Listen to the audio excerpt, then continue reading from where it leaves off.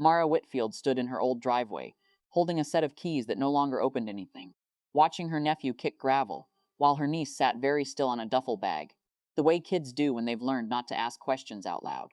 Her brother's car was already 3 blocks gone. She hadn't been surprised by the drop-off itself. That was almost the worst part. Derek had a way of treating her steadiness like a utility, something that existed to be drawn on whenever his own choices ran dry. She'd said no this time. Not screamed, not explained herself into exhaustion. Just no. A plumbing emergency, he'd said. Needed someone to watch the kids for like 2 hours, and when she'd told him she couldn't, there'd been a pause on the line she recognized. The pause of someone recalculating logistics, not hearing her. She hadn't expected him to bring them here anyway. Here, which used to be her house. The one she and her ex had split when the marriage ended 8 months ago. The one she'd sold in March without telling most of the family. Because she'd learned, slowly, expensively, that letting people know where you lived was sometimes the same as handing them a key. The front door opened before she could decide whether to knock. The man who answered was maybe 45, built like someone who used to carry more than his own weight for a living. A look in his eyes that assessed the porch before it looked at her. Not unfriendly, just unwilling to be surprised twice by anything. "Can I help you?" "I'm sorry. This is going to sound strange." Mara kept her hands visible, her voice even. "I used to own this house.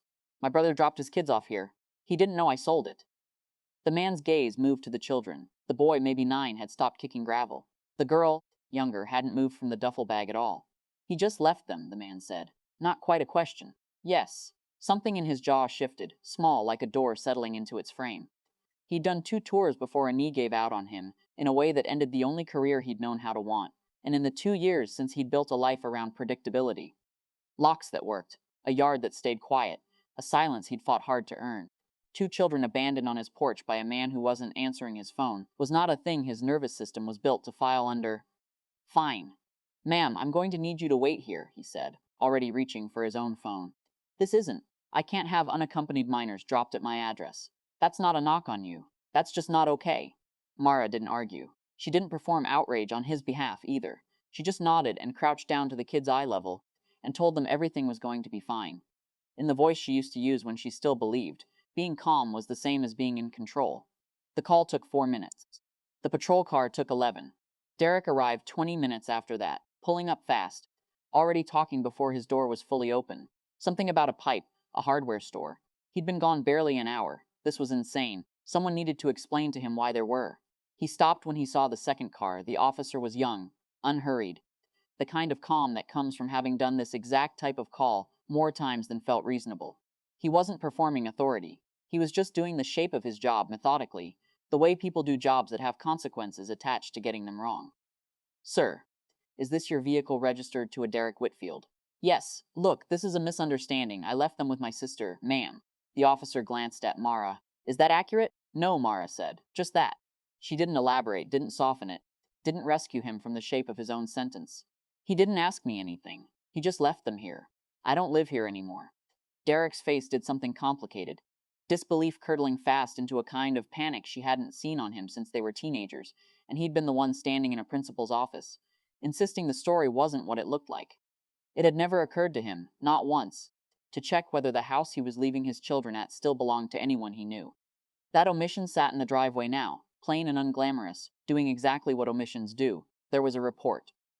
There was a moment, brief, unremarkable in the way real consequences usually are. No music underneath it, where Derek stood with his hands behind his back for the length of time it took the officer to explain what would happen next.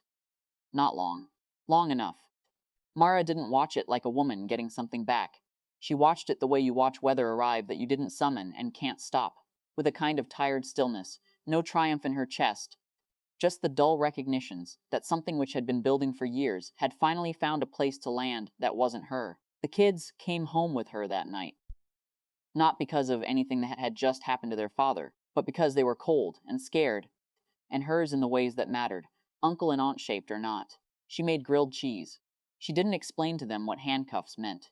She let the girl fall asleep on the couch with a hand loosely holding Mara's sleeve. The way trust looks when it hasn't been told yet that it's allowed to exist. Derek called 4 times before midnight. She didn't answer any of them. She thought, lying awake later, that she should probably feel something cleaner than this. Vindication, maybe, or relief with a clear edge to it. Instead, there was just a flat, unfamiliar quiet, The particular exhaustion of a person who has spent a long time being the reasonable one, and is only now understanding that reasonable had never once been rewarded, only relied upon. She didn't know if this would change anything with Derek.